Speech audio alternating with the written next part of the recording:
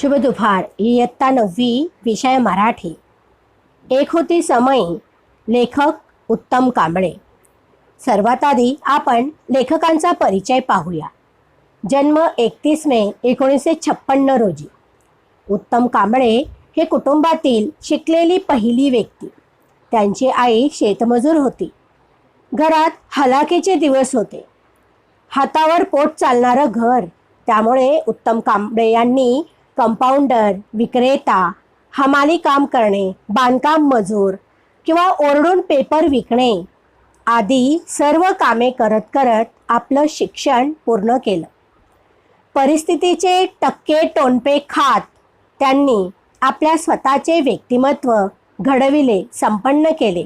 पत्रकार, संपादक, लेखक म्हणून आता सारे जग त्यांना ओळखते. उत्तम कांबळे यांना पत्रकारितेसाठी जवळजवळ 53 पुरस्कार मिळालेले आहेत आणि त्यांच्या साहित्य निर्मितीसाठी एकंदरीत 30 पुरस्कार उत्तम कांबळे यांना प्राप्त झाले आहेत. लेखकांची साहित्य संपदा: श्राद्ध, अस्वस्थ नायक, शेवटून आला माणूस इत्यादी कादंबऱ्या, रंग माणसांचे, कथा माणसांच्या, कावळे आणि माणसं, न दिसणारी लढाई, परत्या इत्यादी कथासंग्रह, थोडंसं वेगळं, फिरस्ती, जगण्याच्या जळत्या वाटा, पावलानेच बनते वाट इत्यादी ललित लेखन, पाचव्या बोटावर सत्य, किनाऱ्यावरचा कालपुरुष, खूप दूर पोहोचलो आपण इत्यादी कवितासंग्रह प्रसिद्ध. साहित्य निर्मितीसाठी तसेच पत्रकारितेसाठी विविध पुरस्कारांनी लेखक सन्मानित आहेत. आदिवासी भागात पूर्व प्राथमिक शिक्षण क्षेत्रातील शिक्षणाची गंगा घरोघरी पोचविण्यासाठी ज्यांनी आपले आयुष्य वेचले अशा समाजसेविका व शिक्षणतज्ज्ञ अनुताई वाघ यांच्या कार्याचा परिचय प्रस्तुत पाठातून लेखकांनी आपणास करून दिला आहे. प्रस्तुत पाठ डोंगरासाठी काही फुले या पुस्तकातून घेतला आहे. विद्यार्थी मित्र हो, स्वतःच्या आयुष्यात प्रपंचात स्थिर स्थावर होण्यासाठी चाललेली कसरत आणि तरीही विचार, वेळ आणि श्रम यातला मोठा वाटा समाजोपयोगी गोष्टींसाठी वापरण्याची वृत्ती फार क्वचित दिसते. अर्थात त्यातूनच मग अनंत काळ आपला ठसा मागे ठेवून जाणारे काम उभे राहते. ताराबाई मोडक हे त्याचेच एक उदाहरण. अनुताई वाघ हे नाव तसे बऱ्याच जणांना माहिती आहे. त्याची कारणे अनेक असली तरी ज्या कामासाठी आपण अनुताईंचे नाव ऐकले, वाचले आहे किंवा अभ्यासणार आहोत आता आपण, तर त्याच्या जननी आहेत ताराबाई मोडक. ताराबाई मोडक आणि अनुताई वाघ यांच्या कार्यात जसा समान दुवा आहे तसाच त्यांच्या आयुष्यातही आहे. दोघींनीही संसार थाटले, पण ते अल्पायुषी ठरले. अनुताईंचं लग्न झाल्यावर थोड्याच दिवसात त्यांच्या पतीचं निधन झालं, तर ताराबाईंचे पती हयात असूनही त्यांना उभं आयुष्य एकटीनं काढावं लागलं. ताराबाई आणि अनुताई यांच्या बाबतीत बोलायचं तर त्यांचं विधिलिखितच असं होतं की त्यांच्याकडून एकच संसार उभारायचा नव्हता, तर अनेक संसार उभे करण्याची जिम्मेदारी जणू त्यांच्यावर होती. आणि हे संसार होते आदिवासींचे. ताराबाई मोडक यांचे शिक्षणविषयक, निसर्गविषयक विचार अत्यंत दूरगामी होते. बालकं म्हणजे पृथ्वीवरील देव आहेत, तीच देवांची दैवता आहेत. निसर्ग परिचय हाही मनुष्य परिचया इतकाच विशाल आहे. आत्मविकासाची खरी दिशा शिक्षकापुढे असली तरच तो बालकाला त्या मार्गाने जाण्यास मदत करू शकेल. मुलांना बोनसाय करू नका, तर वटवृक्ष करा. बोनसाय फक्त घराला, तर वटवृक्ष संपूर्ण परिसराला शोभा आणतो, असे त्यांचे विचार होते. ताराबाईंचे विचार समजून घेतल्याशिवाय आपल्याला अनुताईंच्या कार्याचे महत्त्व किंवा आवाकाही लक्षात येणार नाही. स्त्री शिक्षण, स्त्री सुधारणा याच्यावर सुद्धा ताराबाईंचा भर होता. स्त्रियांनी कोणतीही परंपरा सवयीने किंवा समाजाने सांगितल्या आहेत म्हणून स्वीकारायच्या नाहीत, या गोष्टीला त्यांचा फार विरोध होता. 1935 मध्ये ताराबाईंनी स्त्री या मासिकात विधवा स्त्रिया आणि कुंकू या विषयावर जोरदार चर्चा रंगवली होती. त्यावेळी ताराबाई मोडक यांनी स्त्रीच्या संपादकांना पत्र पाठवून महिलांनी कुंकू लावण्याच्या पद्धतीला जोरदार आक्षेप घेतला होता. कुंकू लावणं म्हणजे गुलामगिरीचा उत्सव आहे असं त्यांचं मत होतं. अशा या ताराबाईंनी शिक्षणाला दिलेल्या योगदानाबद्दल 1962 मध्ये त्यांना पद्मभूषण हा नागरी पुरस्कार देऊन गौरवण्यात आलेला आहे.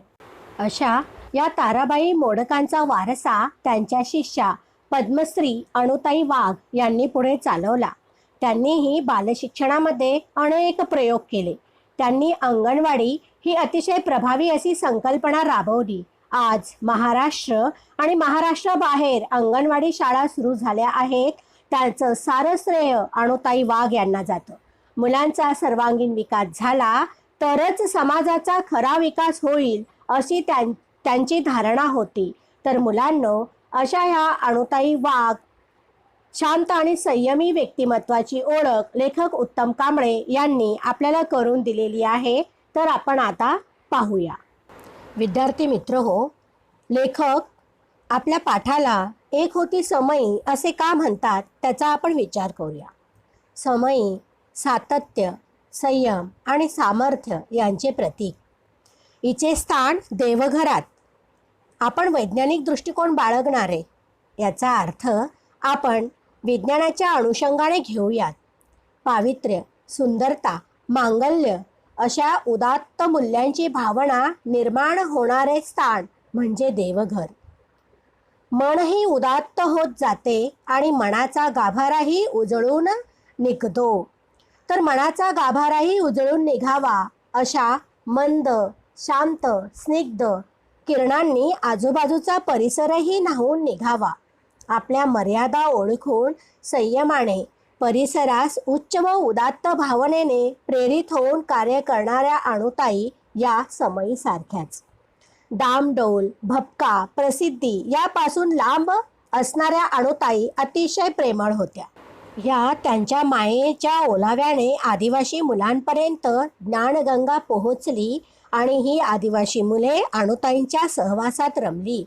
कारण या मुलांच्यात उच्च व उदात्त विचारांचा प्रकाश अनुताईंनी निर्माण केला. हे देण्याचं सामर्थ्य असणारी ही समयी म्हणजेच अनुताई. म्हणून या पाठाला दिलेलं हे शीर्षक आपल्याला अतिशय योग्य वाटतं आणि अनुताईंना दिलेली समयीची उपमा अतिशय यथार्थ वाटणारी अशीच. या पाठाचा साहित्य प्रकार व्यक्ती परिचयात्मक पाठ. सामाजिक अडसरांचे निर्मूलन, लोकसंख्या शिक्षण, वैज्ञानिक दृष्टिकोन हे या पाठातील गाभा घटक. संवेदनशीलता, अंधश्रद्धा निर्मूलन, स्त्री पुरुष समानता, सहानुभाव ही मूल्ये. स्वजाणीव, निर्णय क्षमता, भावभावनांचे समायोजन ही जीवन कौशल्ये शिकवणारा हा पाठ आपणास संदेश देतो की अनेकांच्या मनातील विविध प्रकारचा अंधार दूर करण्याचे काम निरपेक्ष वृत्तीने करणाऱ्या व्यक्तिमत्वाची ओळख करून घेणे आणि त्यांच्या आदर्शांचा आपल्या डोळ्यासमोर एक उत्तम आदर्श ठेवणे. लेखकांनी सुरुवातीलाच अनुताईंच्या कर्तृत्वाची ओळख करून देताना खूप प्रभावी शब्दात करून दिलेली आहे की लेखक म्हणतात, काही माणसं वादळ झेलतात, पचवतात, पुढं विशाल सागराचं रूप ती धारण करतात. तर काही माणसं वादळामुळे कोलमडून पडतात. तर काही माणसं वादळ पचवण्याचे धडे दुसऱ्यांकडून घेतात. आयुष्यभर आदिवासींसाठी जव्हारमधील कोसबाडच्या टेकडीवर ज्ञानयज्ञ तेवत ठेवणाऱ्या थोर समाजसेविका आणि शिक्षणतज्ज्ञ अनुताई वाघ यांचा समावेश आपल्याला पहिल्या श्रेणीत करावा लागेल. म्हणजे वादळ झेलणाऱ्या, ते पचवणाऱ्या आणि विशाल सागराचं रूप धारण करणाऱ्या अशा अनुताई वाघ असं लेखकांनी या शब्दातून त्यांचं वर्णन केलेलं आहे. मग त्यांचं कार्य कोणतं? ज्ञानयज्ञ पेटवण्याचं कार्य. मग ज्ञानयज्ञ याचा अर्थ काय? तर पूर्वी आपण यज्ञ करायचो विधीपूर्वक, अग्नी पेटवला जातो त्यात आणि जवळचे जे पदार्थ असतात त्याला समिधा म्हणतात. तर त्याची आहुती त्या यज्ञात टाकली जाते आणि आपण जेव्हा ती आहुती देतो म्हणजे नैवेद्य वगैरे त्या यज्ञात आपण अर्पण करतो तेव्हा अग्नीमार्फत ती आहुती परमेश्वरापर्यंत पोहोचते अशी आपली भारतीय धर्मांमध्ये संकल्पना आहे किंवा श्रद्धा आहे. आणि अणुताईंचं जे कार्य आहे शिक्षण प्रसाराचं, जे त्यांनी सुरू केलेलं होतं, त्या कार्यात अणुताईंनी सुद्धा आपलं सर्वस्व अशाच पद्धतीने ओतलं. म्हणजे आपल्या आयुष्याची आहुती त्यांनी शिक्षण प्रसाराच्या कार्यासाठी दिली, असं त्या वाक्याचा अर्थ येथे अभिप्रेत आहे. आणि म्हणून त्यांचे कार्य जे आहे त्याला ज्ञानयज्ञ असे संबोधलेले आहे. तर त्यांचं जेव्हा निधन झालं तेव्हा कोसबाडची ही टेकडी नक्कीच हळहळली असेल, म्हणजे त्यांना खूप वाईट वाटलं असेल आणि परिसरातील आदिवासींना आपले हुंदके आवरणं कठीण झालं असेल. असं अणुताईंचं शैक्षणिक कार्य वाखाणण्याजोगं. अणुताईंच्या निधनानं एका व्रतस्थ जीवनाची अखेर झाली. मग व्रतस्थ जीवन म्हणजे काय? तर कठोरपणे एखादी गोष्ट साक्षात आणण्यासाठी आपण त्या गोष्टीला त्या ध्येयापर्यंत पोहोचवणे आणि त्यासाठी आपण घेतलेल्या व्रताचं आचरण करणे असा त्याचा अर्थ होतो. तसं पाहिलं तर अणुताईंचा जो काळ आहे तो जवळजवळ 100 वर्षापूर्वीचा काळ. या काळात अणुताईंचे लग्न वयाच्या 13व्या वर्षी संपन्न झाले. खरे तर हे वय मित्रमैत्रिणींसोबत खेळण्याचे, बागडण्याचे, शिकण्याचे. पण तत्कालीन व्यवस्थेप्रमाणे अणुताईंनाही लग्न करावे लागले. खरे तर लग्न, संसार म्हणजे काय हे सुद्धा न कळण्याचे हे वय. पण त्याआधीच नियतीने क्रूर खेळ खेळला आणि अणुताई 6 महिन्यातच विधवा झाल्या. म्हणजे छोटीशी अणू 6 महिन्यातच विधवा झाली आणि त्यांच्या पतीच्या निधनाने अकाली आलेलं वैधव्य त्यांच्या वाट्याला आले. हा काळ असा होता की जेथे विधवांचे जीवन अतिशय कष्टमय, हलाखीचे, अपमानाचे. खरे म्हणावयाचे झाले तर वैधव्य म्हणजे साक्षात जिवंतपणेच मृत्यूच्या यातना. पण एवढीशी अणू ह्या वयातही मनाने खंबीर राहिली. स्वतःला तिने खचू दिले नाही. स्वसामर्थ्याची जाणीव त्या छोट्याशा अणूने ओळखली. संकटांना तोंड देण्यासाठी स्वतः शक्तिमान असणे आवश्यक आहे हे त्यांनी ओळखले. आणि आपणास बलशाली व्हायचे असेल तर, आपले व्यक्तिमत्व समृद्ध करायचे असेल तर आपण शिक्षण घेतले पाहिजे हे त्यांनी ठरवले. बाहेरून अभ्यास करून त्यांनी पदवी संपादन केली. भातुकलीचा खेळ मोडला. पण अणूनं आभाळा एवढं दुःख पचवलं. डोळ्यातली अश्रू पुसून टाकली. दुःखाच्या डोंगराला टाचेखाली चिरडत ही अणू जिद्दीने उभी राहिली. आता हा भातुकलीचा खेळ म्हणजे काय? तर लहान मुलं विशेषतः हा खेळ खेळतात. जास्तीत जास्त मुलीच हा खेळ खेळतात. यात खोटा खोटा संसार उभारला जातो. संसारासाठी उपयोगी असणारी चिमुकली भांडी मुली आणतात आणि जशी प्रत्यक्ष संसारात मोठी माणसे वावरतात, वागतात, त्याचं अनुकरण करीत लहान मुली हा खेळ मांडतात. त्याच्यात त्या बाहुला बाहुलीचं लग्न सुद्धा लावतात बरे. थोडक्यात भातुकलीचा खेळ म्हणजे खोटा खोटा खेळ असतो, आभासमय खेळ असतो. आणि असाच आभासमय संसार अणुताईंच्या वाट्याला आला, कारण खरा संसार त्यांच्या वाट्याला आलाच नाही. आणि म्हणून त्यांचं जे आयुष्य आहे त्याच्यासाठी वापरलेला हा शब्द म्हणजे भातुकलीचा खेळ होय. ताराबाईंनी छोट्याशा अणूच्या डोळ्यातील अश्रू पुसले. ताराबाईंच्या सहवासात वाढलेल्या अणुताईंचं एकूण जीवन त्याग, कष्ट आणि निस्वार्थी सेवा यांचा सुरेख मिलाफच होता. अणू स्वतःचे दुःख कुरवाळत बसल्या नाही. अणुताईंनी या दुःखांना कुरवाळत बसण्याऐवजी आलेल्या संकटांना, परिस्थितीला तोंड देण्याचा निर्धार केला. म्हणजे आपल्याला त्यांची वृत्ती दिसते की स्वतःचं दुःख कुरवाळत बसायचं नाही, तर आलेल्या संकटाला, परिस्थितीला शरण जायचं नाही. दुःखाला सामोरे जाण्याचा अणुताईंनी निवडलेला मार्ग एवढा विशाल होता, उच्च आणि उदात्त होता, तसाच वेगळाही. म्हणून ताराबाई मोडक यांच्या कार्यात या अणुताई सहभागी झाल्या. पदवी मिळवल्यानंतर समाज व्यवस्थेत पिचलेल्या असंख्य आदिवासींच्या घरोघरी ज्ञानगंगा नेण्याचं व्रत अणुताईंनी स्वीकारलं. तर ज्ञानगंगा म्हणजे काय? तर आपल्या हिंदू संस्कृतीत गंगा नदी अतिशय पवित्र मानली जाते. गंगेचं पाणी प्यायल्यास पुण्य प्राप्त होते, पाप नाहीसे होते, अशी आपल्याकडे श्रद्धा आहे. गंगा नदी घरोघर पोचविणे म्हणजे सर्वांचे दुःख दैन्य दूर करणे, असा आपण त्याचा अर्थ येथे घेऊया. आणि त्याचप्रमाणे नदी म्हटले की आजूबाजूचा परिसर ते संपन्न करते. म्हणजे पाप पुण्य ह्या संकल्पनेच्या पलीकडे जर आपण विचार केला तर जीवनदायिनी म्हणून नद्यांचा असणारा उपयोग आपल्याला माहिती आहेच. तर अणुताईंनी सुद्धा आदिवासी बालकांपर्यंत शिक्षणाचे कार्य नेले आणि एक प्रकारे जीवन त्यांनी स्वतःचं आणि त्यांचंही समृद्ध केलं आणि म्हणून त्यांच्या कार्याला लाक्षणिक अर्थाने ज्ञानगंगा असे म्हटलेले आहे. त्यांनी स्वतः शिक्षण घेणं सुरू केलं, बाहेरून अभ्यास करून पदवीसुद्धा मिळवली आणि त्यांचं कार्य बाल ग्राम शिक्षण केंद्रात पूर्व प्राथमिक शाळेत कार्यकर्ती म्हणून सुरू झालं. ताराबाईंच्या निधनानंतर संस्थेच्या संचालक म्हणून संपूर्ण जबाबदारी अणुताईंनी स्वीकारली आणि कार्यकर्ती म्हणून त्यांचं कार्य आता खऱ्या अर्थाने सुरू झालं. ताराबाईंच्या रोपट्याचं त्यांनी पुढे वटवृक्षात रूपांतर केलं.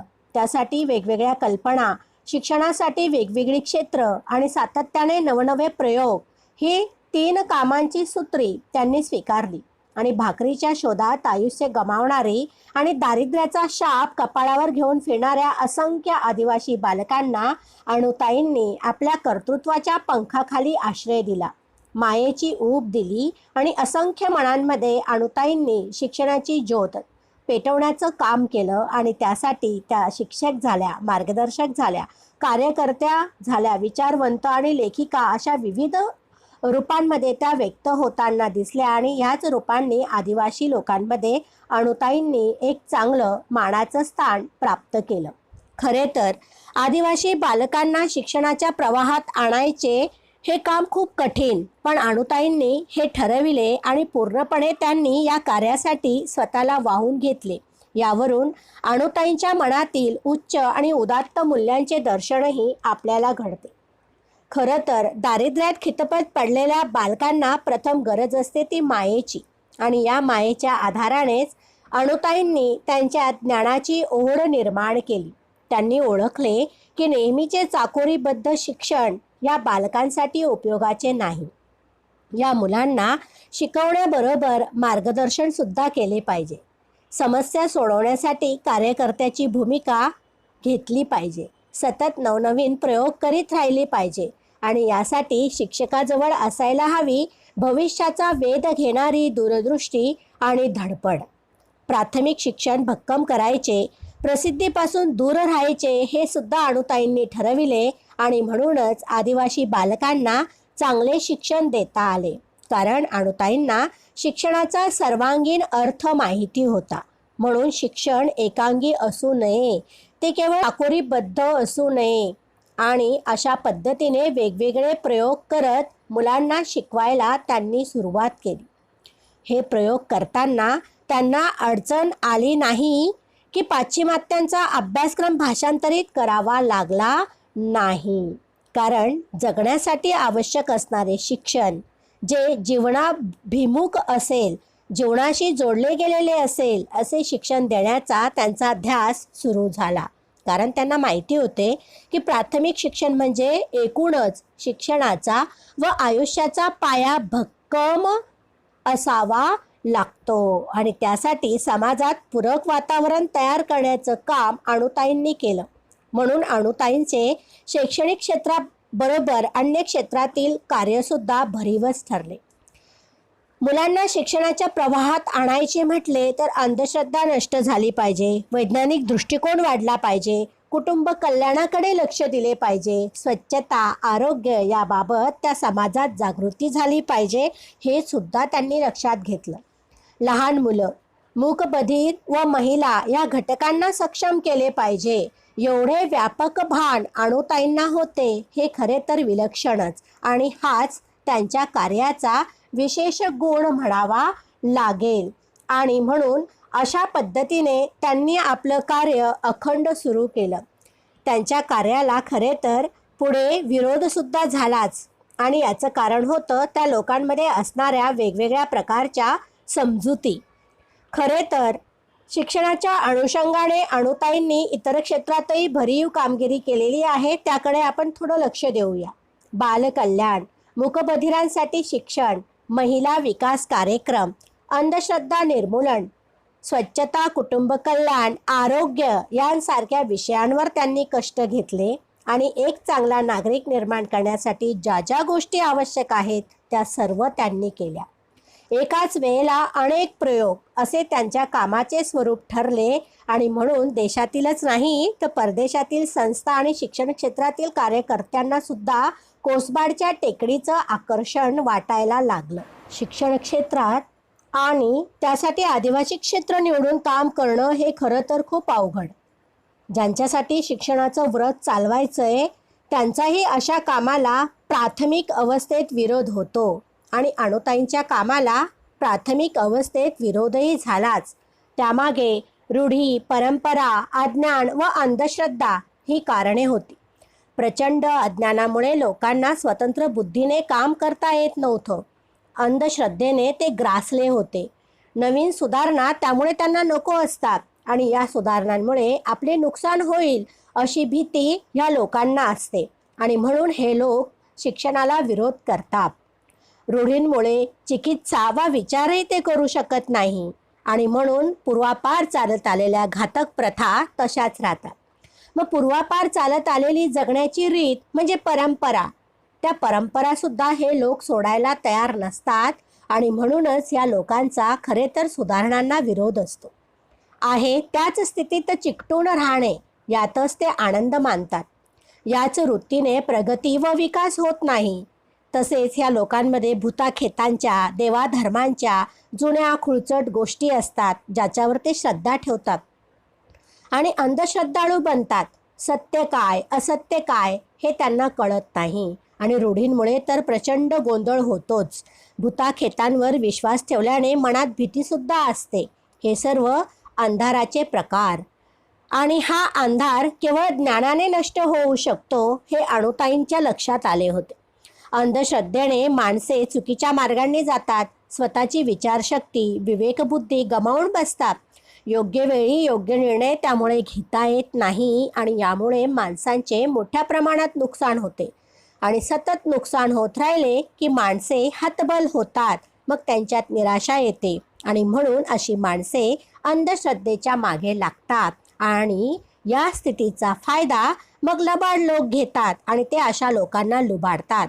म्हणून अंधश्रद्धा नष्ट करण्याची चळवळ म्हणजे अंधश्रद्धा निर्मूलन होय. त्याचबरोबर अनुताईंनी महिला विकास या क्षेत्राकडे सुद्धा विशेष लक्ष दिले. बरे, शिक्षणाचा प्रसार होण्यासाठी महिलांच्या सहकार्याची गरज आहे. त्या सुधारल्या तर त्यांच्यात आत्मविश्वास येईल आणि मुलांच्या शिक्षणासाठी अनुकूल स्थिती निर्माण होईल. त्याचबरोबर महिलांमध्ये विविध कौशल्य प्राप्त होतील.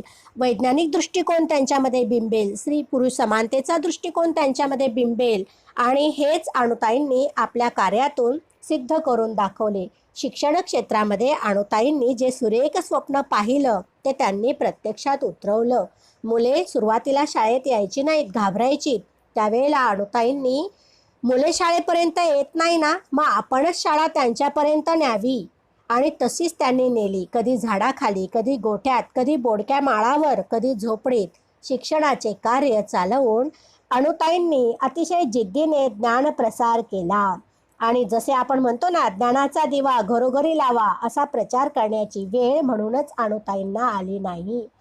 त्यांनी स्वतःच दिवा बनवलं स्वतःला आणि त्याच्यात त्यांच्या स्वतःचं श्रमाचं तेल घातलं. म्हणून पाठाला शीर्षक आहे बघा, एक होती समयी. कारण त्यांच्या कर्तृत्वाने त्यांनी तो दिवा पेटवला, तो आयुष्यभर तेवत ठेवला आणि जवळजवळ 5-6 तपांच्या अविरत धडपडीनंतर कोसबाडच्या टेकडीवरती ही समई विझली आणि त्यामुळे त्या टेकडीवरच्या आदिवासी लोकांना खूप वाईट वाटलं, हळहळले ते, त्यांचे डोळे पाणावले आणि म्हणून केवळ अनुताई आणि आदिवासी क्षेत्र एवढ्यापुरतंच त्यांचं कार्य मर्यादित नाही, तर आपण सुद्धा सर्वांनी अनुताईंच्या ह्या पाऊलखुणा जपून ठेवून त्यांना श्रद्धांजली, आदरांजली अर्पण केली पाहिजे. हा या पाठाचा हेतू आहे.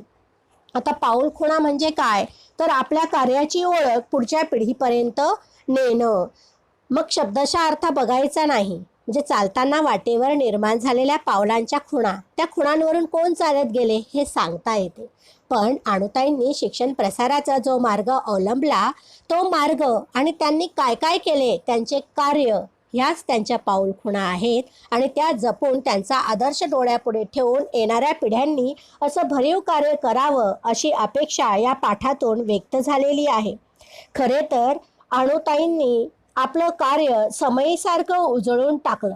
प्रसिद्धीचा झगमगाट त्यांनी कधी ठेवला नाही, हव्यास मनात धरला नाही, कारण त्यांचं कार्य स्वयंप्रकाशित होतं.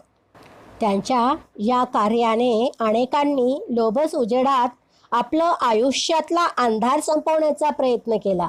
प्रसिद्धी, मानसन्मान यांच्यासाठी अणुताईंनी कधीच हव्यास धरला नाही. उलट ते प्रसिद्धी, मानसन्मान अणुताईंना शोधत त्यांच्यापर्यंत आले. त्यांना स्वतःचंही भाग्य उजळून घेता आलं आणि त्यांनी म्हणजे अणुताईंनी केलेल्या अजोड कामाला कोणाच्या शिफारशीची तरी काय गरज होती किंवा एखाद्या पुरस्काराची तरी काय गरज होती, कारण अणुताईंचं कार्य पुरस्काराला छेद देऊन पुढे जाणारं होतं. म्हणून अणुताईंना आदर्श शिक्षक, पद्मश्री, दलित मित्र यांसारखे मान सन्मान त्यांना शोधत आले. खरे तर वेगवेगळ्या क्षेत्रात कर्तबगारी गाजवलेल्यांना शासन आणि समाज सन्मान देतात, त्यांचा गौरव करतात. कित्येक जण हे सन्मान मिळावेत म्हणून गैरमार्गाचा अवलंब करतात. पण अणुताईंना मात्र कार्य करण्यातच रस होता. त्यांचे कार्य एवढे उत्तुंग होते की त्यांचा सन्मान करावा असे सर्वांनाच वाटत होते आणि म्हणून अणुताईंना न मागताच हे अनेक सन्मान प्राप्त मिळत गेलेत. अणुताईंचं हे आदिवासी मुलांच्या जीवनात प्रकाशाचं, ज्ञान प्रसाराचं कार्य, त्यांच्या या पाऊलखुणांचे आदर्श आपल्या बालमनावर व्हावेत आणि आपणही सामाजिक बांधिलकीची जाणीव अशाच पद्धतीने जपावी असा संदेश देणारा हा सुंदर पाठ तुम्हाला नक्कीच समजला असेल, आवडला असेल अशी आशा व्यक्त करते. धन्यवाद.